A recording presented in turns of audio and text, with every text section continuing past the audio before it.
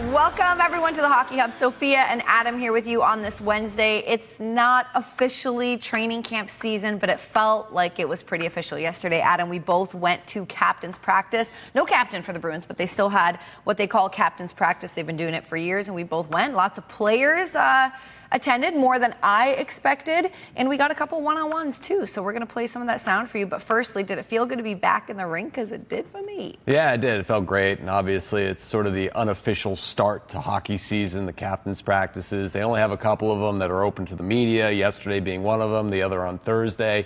And yeah, it was great attendance, a great turnout for the first captain's practice of the week. And I don't know, again, it's hard to remember from year to year, but this is probably one of the more heavily attended captain's practices that I can remember, especially to your point. A lot of the big names were there, right? We saw Jeremy Swayman, Jonas Korpisalo, the goaltending tandem.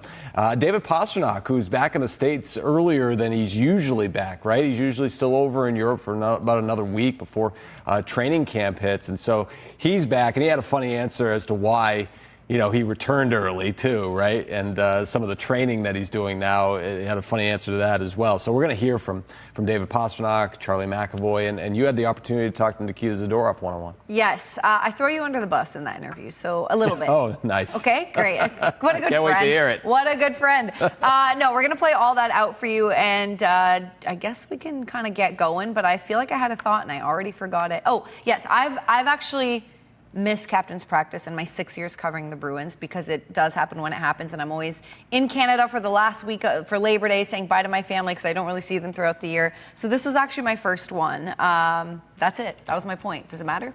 Cool? Well, I mean, I guess you don't have much perspective in terms of the previous years in attendance, right? So it felt like a lot of people. Yeah, it was, and I have been there for a couple of them over the years, and I don't recall seeing a lot of the bigger names on the ice during captain's practices. Usually, you see them during training camp, obviously, and you see a lot more on the ice for training camp, the whole roster. And seeing Jeremy Swayman here was great to see, obviously. And, he's staying local and training here and doesn't have the contract situation going on. But it was even better to see this guy after all he went through last year with the shoulder injury and the subsequent infection and missing the rest of the season after the Four Nations. And so seeing him back on the ice was great. And then you saw a lot of new faces on the ice too, Sophia. And honestly, it took a while to identify a lot of these players because they're not wearing either not wearing numbers on their helmets or they have different numbers on their helmets, right? Like, for example, Riley Tufte was wearing number 27 on his helmet, which is Hampus Lindholm's number, and obviously Hampus Lindholm wasn't there yesterday, and Tufte's a big guy, and so he's a left shot too, and so you look, he's like, all right, that's not Hampus, he's not here yet. So that was part of the experience yesterday, was trying to identify a lot of these guys. Yeah, and you know what? I think for me, like I said, I haven't been to other practices, but it just felt like this was more of a statement, like where we know the guys are calling each other. We know that, actually, we heard Nikita Zadorov say in his scrum that, like, they're aware of what the media is saying about them being the underdog, so on and so forth, and they're out to prove it. So I think Nikita got home from Florida like 2 days before that. I think it was on purpose that he came back early. Maybe in previous years when you're a President's Trophy winner or you don't have this crazy turnover, maybe you're not rushing back. I just felt like a couple of these guys, including the younger guys, made a point because they're trying to establish something, trying to establish a culture, trying to establish this work ethic and a message. So that was my takeaway. But Adam, we have a lot of sound to get to. So let's hear from David Pastrnak first, and then we'll talk about it. Yeah, I mean, listen, there's a lot of guys with a lot of experience. This, September practices are kind of same.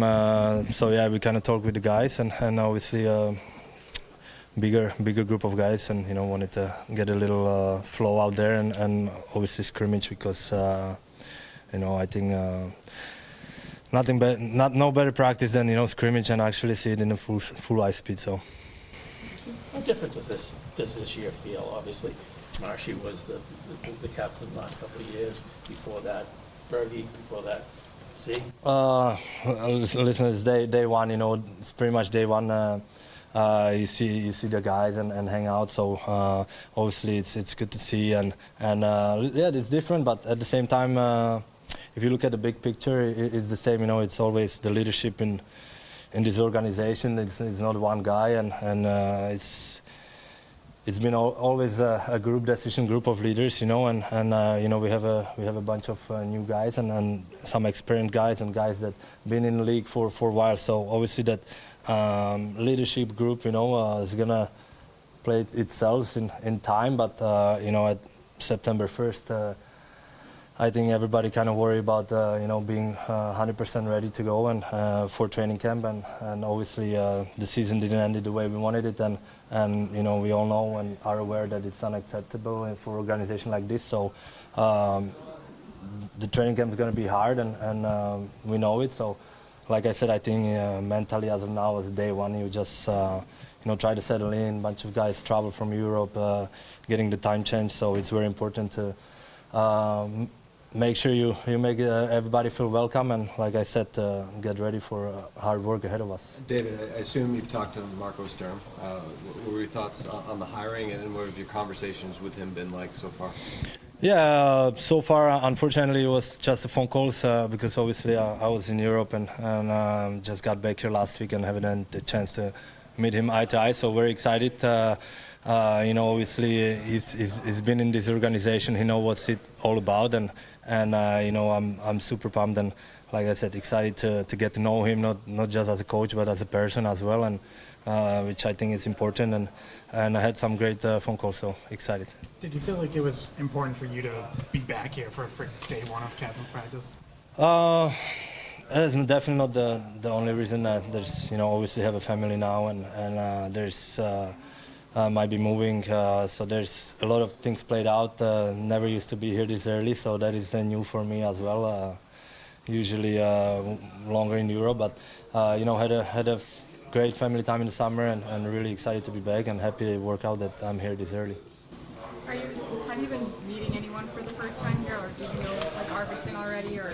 Like I said, it was day one. Like I've been here since last week, but most of the guys, you know, that's when the September kicks in. That's when the guys start coming in. So you know, very excited to see everybody. We have some common friends with Arvi, for example, but you know, obviously he's spent a lot of time in Sweden, but I think he's from different area than where I used to spend my time. So pretty much met everybody first time today. One of the guys they brought in was Matej Blumel, who said that you were pretty helpful in him coming here. What do you know about him? I know you guys ran the Worlds together in 22, but what do you know about Matej? Yeah, you know, like you said, at the Worlds, he had the 22, I think it was in Finland. That's kind of first time we really met. You know, he's a really nice guy and a hard-working guy.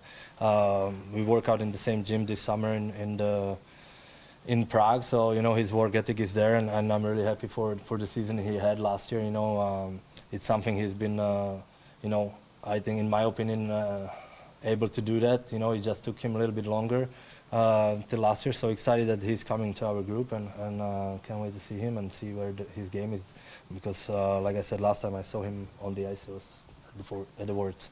The expectations and sort of the makeup of the team are very different this year than they've been here for most of your career. How do you then approach this season? The expectations is always same here. You play for Original Six, they are very high, and they will always be here. So whoever is going to dress up in October, it's going to be a competitive team, and you know, that's the one message we're going to have, and we want to accept what happened last year. So you know, like I said, the team that's going to dress up October, we're going to be very competitive.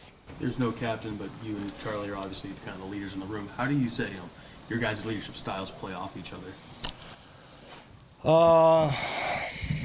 Yeah, I mean, we are a little different, but at the same time, kind of same. You know, we've been around some great leaders for the same amount of time. You know, we both grew a lot, so you know, I'm excited. Like I said, seeing Chucky make the growth he did, you know, not as a player but as a, you know, human being and leadership. So excited for that, but at the same time, it's never been about one guy here, and I know it might have seemed like it many years before that, but you know, with guys like Berg and Z, it was always a group decision, you know, and that's bringing me back to the first question when I said, like, you know, it's going to be a group of leaders here, and our main focus is to bring the team together and be competitive every single night. David, you only had that conversation with Marco. Did you get a sense of how he wants to play, how he wants to use you? Like I said, I haven't got the chance to meet him eye to eye. So the phone calls, during summer, it was more like congratulate him on being named head coach, and I didn't get much to the hockey stuff. Obviously he had a lot going on, and he's also from Europe, right? So traveling a lot. So can't answer that to you right now. Like I said, excited to meet him. And yeah, it's always different with a new coach, right? A new guy comes in, teams, guys have to adapt. There'll be a lot of guys in this room who really have to sort of prove themselves to him. You don't have to do that. So what is it for you? Is it? I mean, like, we all have to adapt, right? Like in life and in the professional sport, the hockey is getting faster. So you have to adapt no matter who you are. For me, no difference. I will have to adapt. Might be new style, might be new D zone, might be new system. So you never know. You always have to adapt. You can, you sit still, your train's going to go away. So that's not just in this sport, but it's in life as well. So I think with all the respect, you're wrong. I think we all have to adapt, and see what's. Do you find that exciting? Yeah, 100%. It's a new challenge, and I think challenges are exciting. David, how was training for you this summer? Yeah, it was good. Yeah, I mean, spent most classic half and half Czech and Sweden, mostly July in Czech, doing my off-ice, and once I started going on the ice, I spent my time in August always in Sweden. I have a great group of guys there, so yeah, pretty much similar. Had to change it a little bit, obviously, as my age come clicking. So, but other than that, it was great. David, how do you think you've grown as a leader? Yeah, I mean, I always try to grow as a human being overall, and not really specifying that on just leadership, but just learning more about myself. Like I said, big challenge for me was when I had the hip surgery. Then I learned a lot from my body. So that's one example of like. I try to take every situation to learn more about not just your body but mentally and how to communicate, how to act, and recognizing what I mean for younger kids and trying to be example. So yeah, obviously nobody's perfect, and I'm just trying to be a good human being and be a good example. Did you try anything new this summer? Golf, tennis, bike riding, swimming? I did. Yeah, I did. Bike riding a lot. Since I've done a lot of running for most of my career, playing tennis or just run overall. But don't know if can run that much as I used to, when I was 20 years old. So definitely tried biking in the woods a lot and found it kind of excited. But obviously, golf is a good relax and away from hockey. But to training, yeah, I would say probably one thing than real bicycle, and it's kind of cool. The bike thing was trails? Yes, yeah. On trails, yeah. What does that do for you? I like it that, get your quads stronger, I guess, or, get your mind away from, it's better than being, biking, or for me at least, I'm used to biking in a gym and staring down the carpet, so it was nice to, have some nature around me. Any of the Lindholms, the guys that you trained with in Sweden, you said you spend your skating in Sweden, either of the Lindholms in that group? Yeah, no, they're from different part of Sweden, so quite far. I know me and Hampus missed each other a couple times in Sweden when he was up where I'm from, so that was unfortunate, but we were in contact pretty much all summer, so can't wait to see both Lindholms back, and excited to have them back. Can I get a quick story of the shirt? Did you buy it yourself? Honestly, I haven't even unpacked my luggage yet from Europe. Okay. So I think, honestly, this is, from Barstool, so they'd be happy I'm wearing that probably. Okay. But yeah, so I haven't unpacked my luggage. Okay, you rolled right in. Yeah. Thank you. That group in Sweden, I know it's Jesper, it's Willie. Who else is in that group? Yeah, honestly, I remember 3-4 years ago we were way less guided, and this year it was pretty much a Swedish national team skating over there, so it's a really good group. And, William's dad, Michael Nylander's running the skates, and and they are not easy. So for me, it's I'm lucky and happy that I can skate with them. Obviously, great friend with Willie, so and his brother Alex. So it's nice to spend summers with them and get some friendship done before the season starts always, and spend a lot of time on the ice together, and it's fun. I know this is probably not the most important point, but I want to talk about the shirt, Adam, that I asked him about. It said "Girl Dad" on there. I thought it was cute. Turns out he just found it somewhere on his floor because he didn't unpack, or wherever, right? He said, I didn't unpack yet, which, by the way, everyone knows David Pastrnak is known for his outfits and all that kind of stuff. I had the chance, I'm sure you had the chance, we've all kind of asked him about how he plans his suits.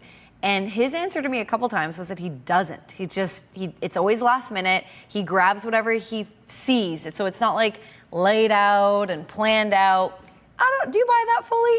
I mean, on the Hockey Night in Canada nights when they're playing in Toronto, that wasn't just laid out. They're always extra special. Yeah, so I sort of believe that he hasn't unpacked his suitcase yet. The suits, I don't know. I'm not sure. I'm 50-50 on that. But I definitely believe that he hasn't unpacked the suitcase yet. Because I remember I did something with him a couple of years ago, this little fun segment called Penalty or No Penalty. Yeah. And one of the questions was leaving a hockey bag in your car overnight. He says no penalty because he did that all the time. Oh, so I feel like that's sort of in line with not unpacking your suitcase, not taking your hockey bag out of your car. So yeah, doesn't surprise me in the least. I don't doubt that he hadn't unpacked. It's more, does he plan his suits? But anyway, he's told me he's one of those guys that he'd grab whatever's in front of him and then roll to the rink. Okay, that probably wasn't the most important point of the scrum, was it? Just his training, what he thought about leadership. What were your takeaways? I think that Pasta came back early. He said that wasn't the only reason, but I think it had a lot to do with it. Yeah, I think that we talked a lot about this last season. As tough as the season was for the Bruins last year, David Pastrnak had an incredible year. It really started in January. He was the best player in the National Hockey League from a goals and points perspective.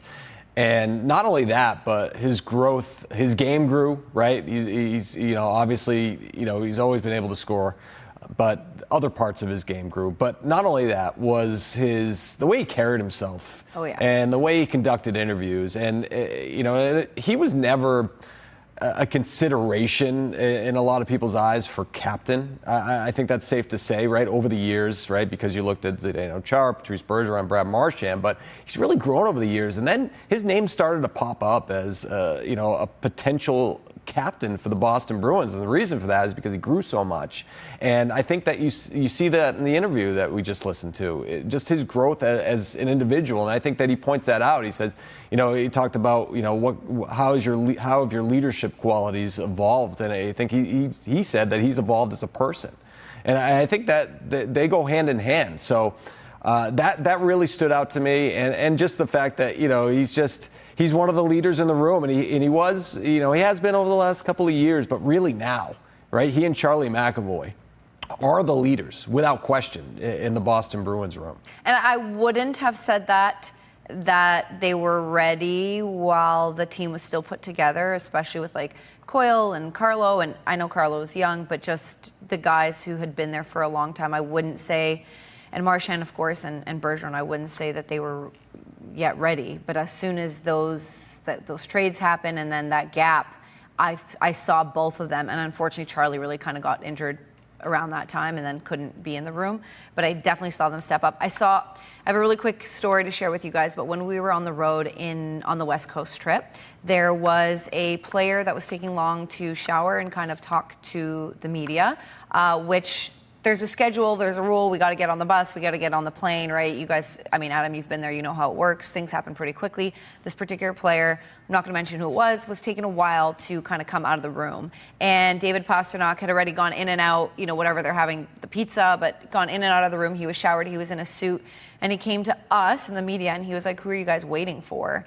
And we said, and he was like, okay, and he went to go get him. And that's a captain's move. Like, that's a leadership move. Like, he was concerned. He understands the business, right? He was concerned, and he was like, we got to go. We got to keep his schedule. I'm going to go get this person. He got him, and he brought him out. And that's something that I know Marchand or Bergeron or Chara would have done before.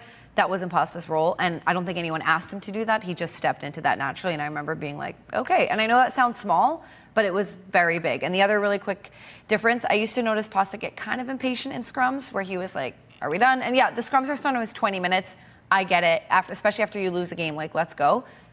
And Marchand was always like chilling. Like, he had his foot on the stall, hand on something like a hook or something like that, but always like in this like relaxed body pose because he knew he had to answer the questions and it was his job, even as an alternate captain when Bergeron was still there. And I feel that same energy from Pasta now. He's not antsy. He's not like trying to get out. He's like, I'm here to answer the questions.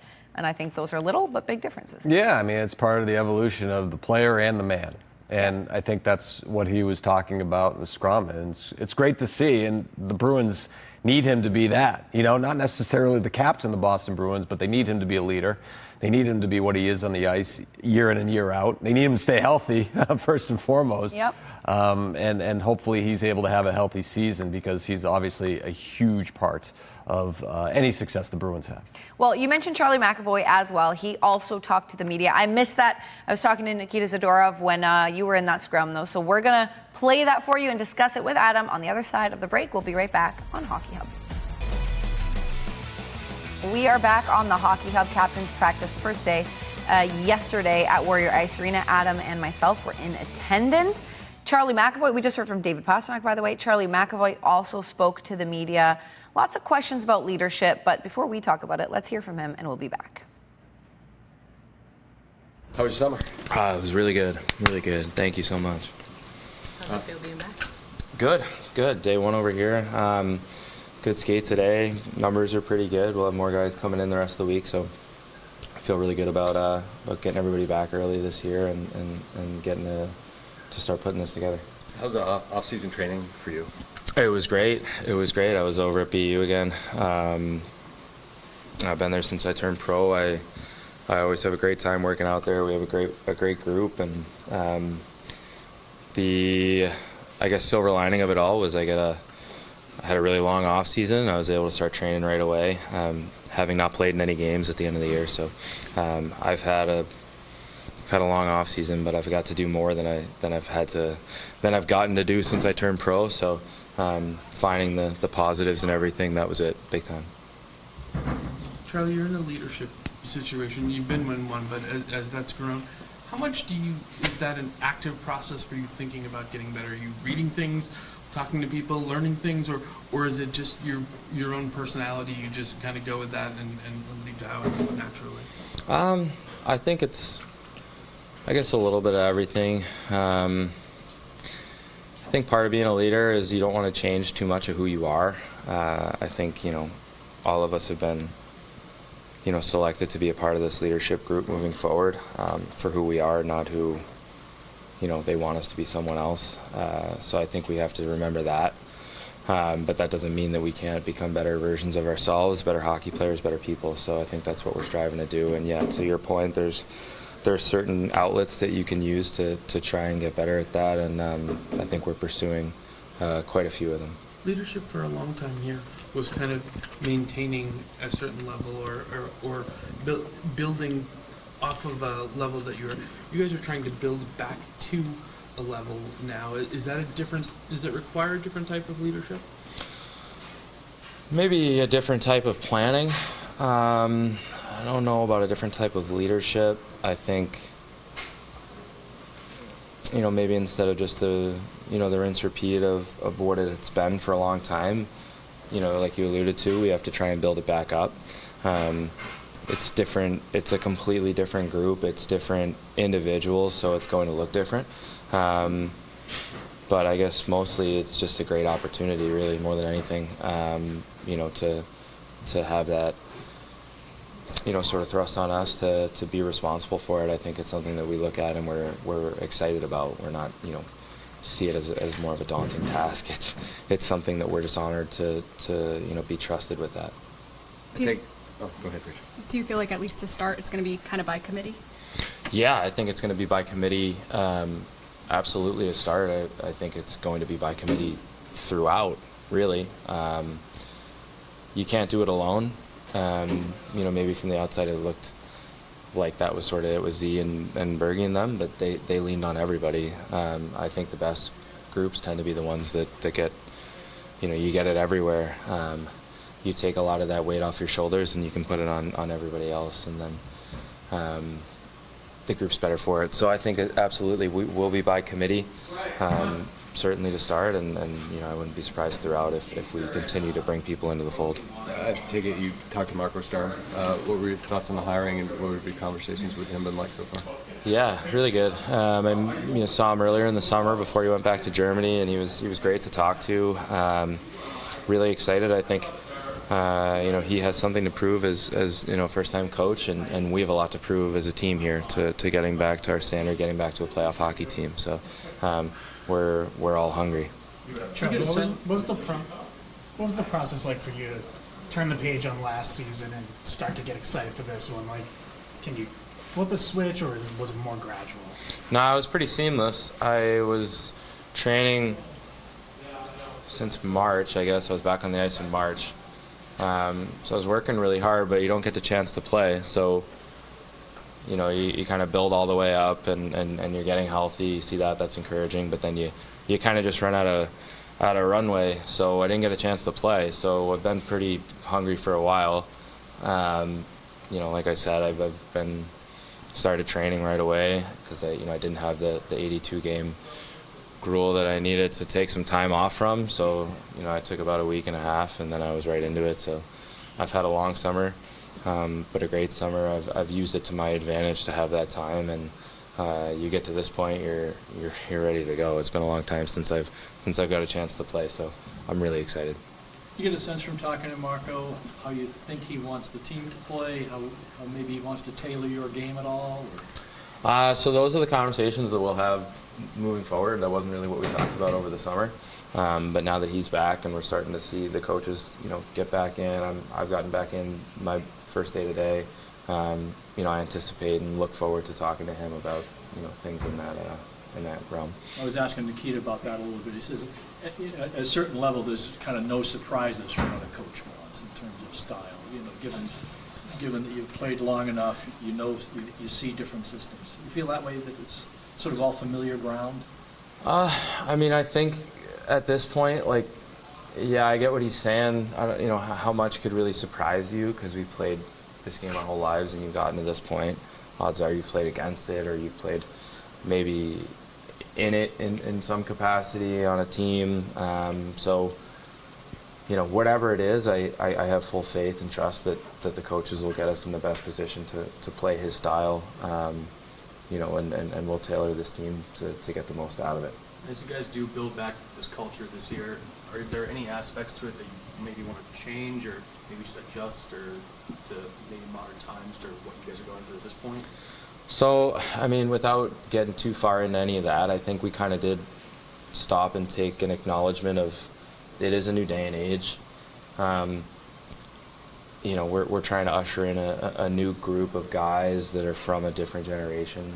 So I don't think I feel like I'm aging myself, sorry. We're not that old, but the reality is it is a little bit different times. Maybe some of the things that went, and how we were molded by the group, in front of us is not necessarily how we can maybe reach the younger guys the best. So we're taking that into account, and I think you always got to just be learning on the fly. So we have great resources that are helping us try and put this together.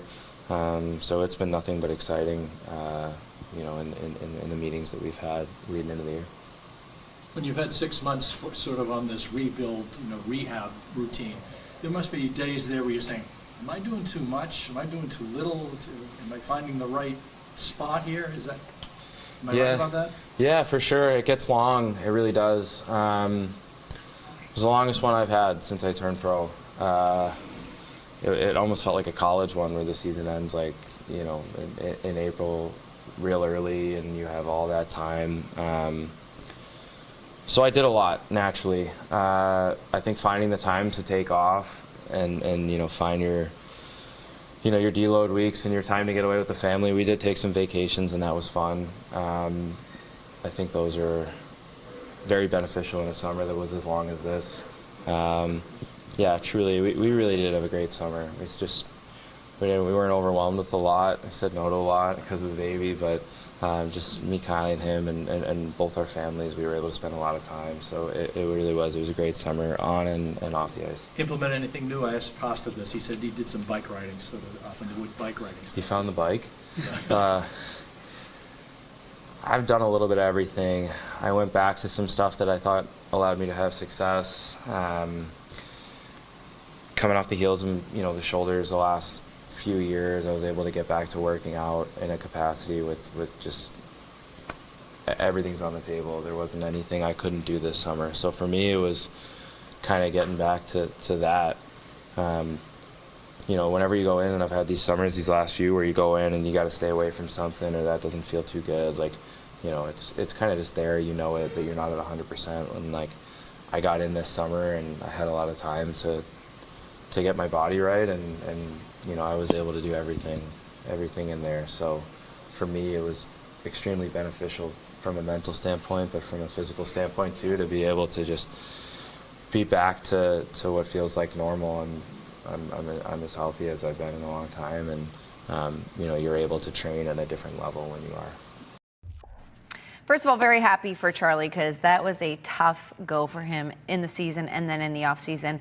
Not only the Bruins season, but then playing the final game of Team USA. That sucked for him. But as we know, with David Pastrnak, also went through some personal roller coasters and difficult times in his life, and he said that that's matured him and grown him up. And I know, grown him up, is that grammatically correct, Adam? No, okay, but you guys know what I'm talking about. And Charlie, same thing, right? I feel a difference in his energy. I'm such an energy person. Maybe it's weird. It's not tangible for most people. I just feel he's got a different vibe. What is your read on him? So first and foremost, I just want to address what he had said at the end of that interview. Yeah. Talking about his health, talking about having a full off season of training. And standing next to him in that scrum, and I was right next to him. I don't know if you heard, asked a couple questions. He looked directly to his right, so I was standing literally right. Wow, Adam, good job. Yes, thank you. I got right in there. Job. Yeah, mid-season form. So from the scrums, he looked physically strong, noticeably strong, not huge, but just looked solid. And he had talked about being able to do some things as part of his off-season training because he was healthy that he hadn't been able to do in years. And I think that physically you could actually see that. So that's a good sign, first and foremost. And he had talked about, wanting to play towards the end of the regular season. He had the shoulder injury, the infection after the Four Nations, and wasn't able to play. And there was talk at the time, Joe Sacco was asked, is there a chance that Charlie McAvoy could play? They finally ruled him out towards the end of the season. He addressed that. He said they just ran out of runway. And so he was sort of ready to go. He only took a week off before getting into his off-season training plan. So he's had all of this time to get ready physically for the season. So just to address that part of it. And then the leadership part of it, I thought it was interesting that he talked about, look, the way Z led, the way Bergie led, the way Marshy led, there are elements of that we can take into our leadership roles, but this is a whole new group of players. And so we sort of have to adapt to that and maybe lead a little bit differently because this is sort of a shift within the Bruins in terms of the leadership group, and it's the elements that they do take away from Z and Bergie is that it's a leadership by committee. Everybody has a role, and I think that they're sort of taking that and carrying it on, but it's just not the same, and so they acknowledge that and they're ready for that challenge as well. Yeah, and I liked one of the questions about how in years prior you're coming into the summer and captain's practice and training camp. Kind of keeping a certain standard, and this year it's getting back to a place that was kind of lost. And I do think there is a difference with how you do that or what that means. But, leave it to us, the media, to ask the same questions over and over again. I know these guys are kind of tired of it, but that again shows their leadership, no pun intended, to be able to just answer the same questions and with patience and understand that this is one of the biggest storylines right now going into the season, because we haven't had this scenario in a long time. And the whole coaching, what makes me excited? That both Pasta, Nikita Zadorov, and Charlie McAvoy, so I'm assuming everyone else on the team, they kind of had their quick little chats with Marco Sturm about welcome, so on and so forth, but nothing yet about the team, the expectations, really individual expectations, the system, the process. And so we're still going to learn all that in the next couple of weeks and what his vibe is going to be, that being Marco Sturm, with the guys once everyone starts being able to practice together. I'm really excited about that. And I'm wondering if we're going to feel a difference as well, or different answers are going to come out of the guys, because maybe he'll instruct them, not saying tell them what to say, but maybe he'll give them instruction that'll be able to, come through in their answers. Yeah, and I think you heard with the David Pastrnak interview, asked about his conversations with Marco Sturm, and everything right now is just sort of surface level, getting to know you. Hi, how are you? Looking forward to working with you. Same thing with Charlie McAvoy. But the one thing that Charlie McAvoy talked about that David Pastrnak didn't have an opportunity to do was meet face-to-face with Marco Sturm. Pastrnak was in Europe. They had a phone conversation. McAvoy was still here, obviously training at BU before Sturm himself went back to Europe. And they had a face-to-face conversation. And I think what you heard from McAvoy there was that, he's got something to prove, we've got something to prove, and we're all hungry. And that's a good thing going into training camp. Yeah. We also talked to Nikita Zadorov. He spoke to the media, but we're actually going to play you guys a one-on-one that we had. So we're going to send it to break. And next we hear from Big Z on the Hockey Hub. We'll be right back. Welcome back to the Hockey Hub. As we mentioned, big names, no pun intended here, but some big names showing up to captain's practice, leaving their homes early. Nikita Zadorov among that group. We already heard from Charlie McAvoy and David Pastrnak, Jeremy Swayman, Jonas Korpisalo, Andrew Peak, Morgan Geekie. But yeah, Big Z in attendance, dropped his kids off to school that morning, posted that on Instagram, and we got to do a little one-on-one that we're going to throw to you. But I want to set it up a little bit because I have a bone to pick with Adam Pellerin. Not really. You're not the first. You won't be the last. Go ahead. Not really, but sort of. So I have this one-on-one with Nikita Zadorov. I'm very excited. Normally when I'm in a scrum, I save my questions for my one-on-one so he doesn't answer them in a scrum. He gets a hole-in-one. And earlier, a couple of weeks ago, and I'm ready. I creeped his Instagram. I have lots of questions. Little do I know, my teammate, we're in the scrum here. I don't want anyone to know about this. My teammate, Adam Pellerin, asking in the scrum, hey, Nikita, tell us about your hole-in-one. And I was like, dude, that was mine. What happened, Adam? What happened? Can I, to be fair? Yeah. Did you tell me that? I didn't. I thought it was unspoken. Unspoken? I thought it was unspoken. I thought if we have a one-on-one, you give the boring questions in the scrum, save the special ones for later. Well, I wasn't sure if you had seen it. Well, did you tell me about it? Well, no, because I didn't know about the one-on-one until after the scrum was over. I can't wait until you have a one-on-one, and I'm going to blow up the scrum and ask all the cool questions so that you get boring second repeat answers next time you have a one-on-one. Teamwork makes the dream work. I actually make fun of you. I said I was annoyed with you. But, it's all in good fun and playfully. But I got to ask him about the hole-in-one again, because even in the scrum, his answer was kind of flat, right? Yeah, it was probably the way I asked it, so I'm sure you brought out the best of it. It wasn't the way you asked it. I told him he had to expand on it because I wanted to ask it. So he talks about the hole-in-one. Also, just to give context, we set a timer because I joked with him that it was going to be a 2-hour interview, and he was like, no, 2 minutes. Yeah. So we shook on 5. It went 7. But anyway, nice. The timer goes off in the middle of the interview. You guys enjoy it. We'll talk about it after. Thanks for doing it. I'm going to put on a timer because I talk so much and I know I'm going to go longer than I'm supposed to. So I'm just going to put on a timer, okay? 2 hours. 2 minutes. No, 5. Is that okay? Okay. Yeah, 2 hours is what I would like, but okay. No, wait, it hasn't started. Now we can start? You guys are good. Okay, 4 minutes and 58 seconds. Okay. Nikita, Adam Pellerin, who's my coworker, annoyed me because I wanted to ask you about the friggin' hole-in-one, and you already answered in the scrum, so I'm just going to do a little follow-up. Were you excited? Do you realize how big of a deal that is? I don't. I feel like you guys make it more big of the deal than I do. It was cool. Like I said, it was a blind shot, so I couldn't really tell from the tee box, so I had to walk in. And then when I was walking in, I can see there's no other balls on the green. And the green is so long, so I was like, no way I'd roll off on the bag because I hit the 8-iron and it should be shorter. Then the ball was in a hole. my boys were pumping me up kind of a little bit. They were exciting. We took a couple shots after. That's it pretty much, yeah. It is a big deal. I think like golfers who are serious about have been golfing for like 30 years can't get it done. You're only 5 years in, right, to golfing? Yeah, I know. It was. I mean, I feel like it's all luck, obviously. Sometimes, like, I got lipped out a couple times. Sometimes it's like one foot away, you know. But I mean, it was fun. I drove to the clubhouse. I asked them for the flag from the hole. So they ripped it off for me, and I made everybody sign it. I put a date on it, put the course name on it, so I'm going to frame it. I got a ball, I got a scorecard and everything, so I'm kind of going to frame it for myself, yeah. Well, officially, congratulations. Yeah, thank you. So you just told the media you just got back a couple days ago. Your kids are already in school. How do your kids feel about school? I was a crier until like grade 2. I would cry because I didn't want to leave my mom. I was a big baby. How are your kids this morning? Were they okay? Oh, they're exciting. Okay. They've been talking for past 2 weeks, like when we're gonna go. They were exciting to see their friends and everything. I think my oldest one, like, she was happy, like, to put a dress in, make a good hair and all that, a new backpack. So she was more excited about that. She's a girl.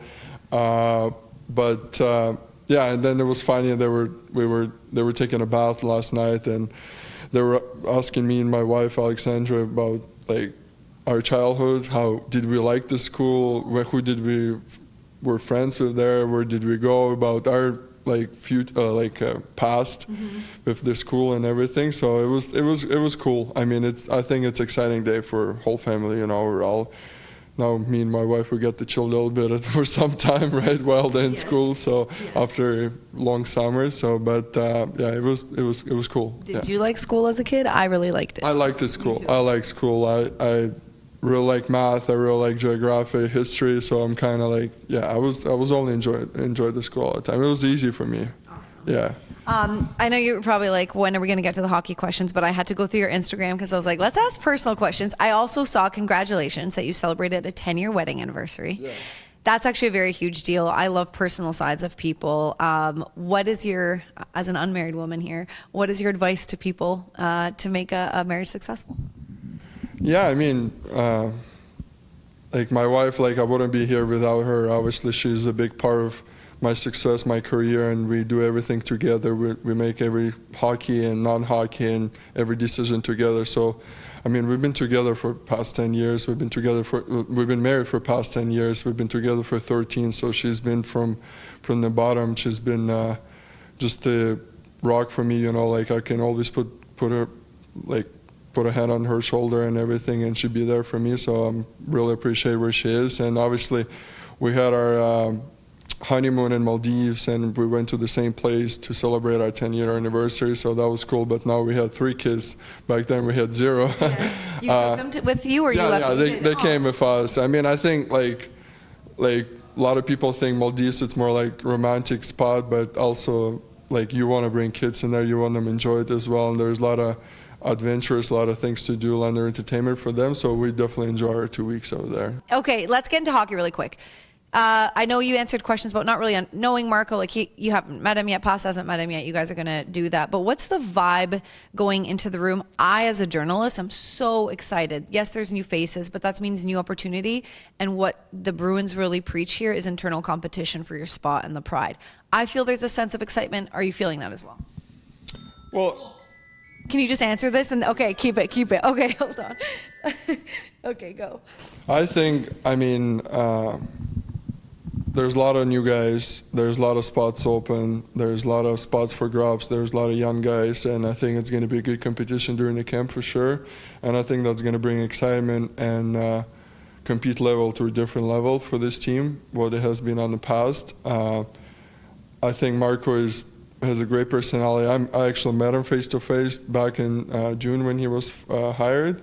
So we had a great conversation. It seems like he's a great fit in here. He played for this team. He knows what identity in here, and he knows the fans. He knows the city. So that's why we want to kind of come back to it. I think that's where we were lacking last year. You know, this toughness, this excitement, the heart, and everything. So I think that's what we want to achieve every game. You know, like you're not going to have a perfect games. You're not going to win every game. But if you go up there, you work your ass off. Can we say it on the TV? I guess. And you just go up there, you play with your heart, you play for the crest, you play for the fans, for the city. I think people's gonna forgive you wherever you do. So I think that's the main message for us. We're gonna be a really hard-working team, and we're gonna be really hard to play against. So I think that's where we're at so far. Awesome. Last quick follow-up, just because the big storyline is no captain, but you emerged as a leader. I know it's like overplayed, the storyline, so I kind of hate asking this question, but you just seem as a natural leader. Do you enjoy it? I mean, I talk a lot. I mean, I got some experience in this league. I've been to different teams. I've seen a lot of leadership. I've seen a lot of different captains. I have seen a lot of different people in the past. So I think I just take something from them. You know, like when you play with McKinnon, you play with Landeskog, you play with Rantanen, you play with Patrick Kane, Seabrook, Keith. Then you go in Calgary, you got Tkachuk, you got Gaudreau, you got Chris Tanev. You play with those guys, you kind of learn something. You got JT Miller in Vancouver, you got Hughes. So it's like they're all leaders in their own, and then you're just trying to understand how they treat people, how they do for themselves, what they do off the ice. So you kind of just try to take it from a little bit from each other, from all of them, and like help other guys as well in the team, and be a good teammate, be a good leader, be a vocal guy in the room, and bring energy. So I think that's kind of where I'm at too. All right. Well, thank you for 7 minutes of your time. Okay. Thanks, Nikita. All right. So we got 7 minutes with Nikita Zadorov. What'd you think of his hole-in-one answer? First of all, Yes. the fact that he used an 8-iron, 183-yard par 3, I mean, that's a big boy swing right there. Yeah, So yeah. that's impressive. Second of all, I do like how he had said, oh, man, you guys are making a big deal out of this. But, you know, I posted to Instagram. I took the pin. I signed the flag. All my buddies were yeah, no big deal. But pretty awesome. I mean, I golf, and I've never had a hole-in-one before. Andy Brickley, our guy Brick, has multiple. He does? He has Yeah, multiple?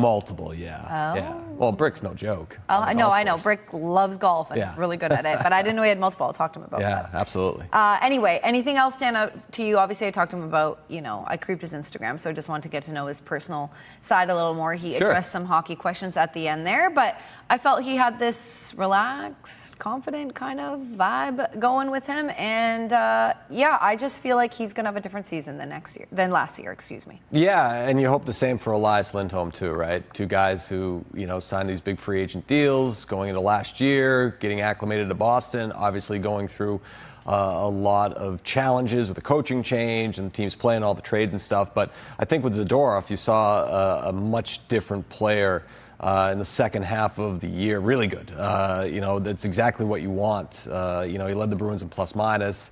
He brought that physicality, but wasn't taking as many penalties. He was taking a lot of penalties early on in the year, and so you hope year two with any player, joining a new team, you hope is a jump, right? Because it's an adjustment, not only to the team and to the city, but just getting your family settled, right? Like he has 3 kids, married with three kids, so you're trying to get your family settled, you're trying to get kids into school and all that stuff. And with that said, it looks like we're going into our Wicked Wearables promo right here. I wasn't ready for this. Do I read it? Yeah. Go for it. Okay. It's right there. First of all, you can get Wicked. Wait, where's the paper? There it is. Hockey Hub merch is here. Yeah, so you guys can see it on your screen right there. It's not just Hockey Hub. It's all the podcasts. I think all the podcasts have merch, right, Adam? They do.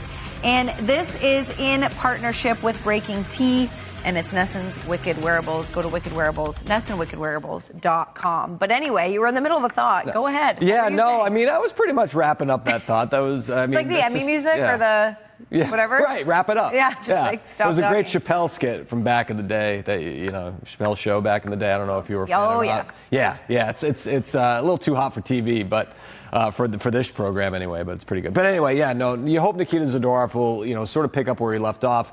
Obviously, everybody has to be pulling on the same rope here. Now more than ever with all the changes, and so you got the guys who are returning, the veterans, the ones who have been there, done that. He talked about all the stops that he's made, all the players that he's played with, all of the things that he picked up from them along the way, in terms of the leadership stuff, the aspects. So you're hoping that all translates, comes together, because, again, Bruins need it.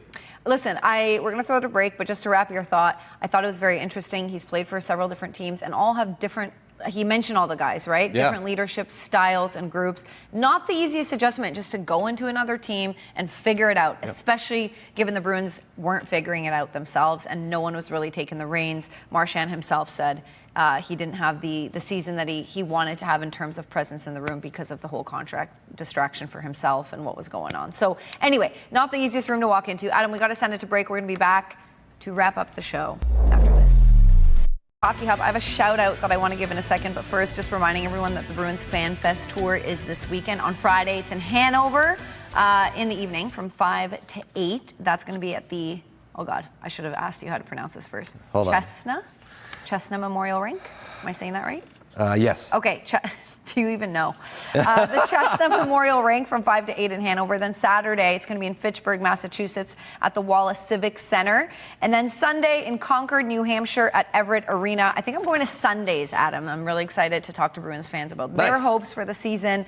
Again, that's going to be in Concord. I didn't say the time, 11 a.m. to 2. Okay, we don't have a lot of time. I really, really wanted to shout out Walter Ryan. Walter, who sent out a couple DMs, but the first one I saw was yesterday. He said, streaming the Hockey Hub all the time on YouTube in Halifax. Love it. Since we don't get Nesson here. LOL. So thank you so much for watching and for streaming, Walter.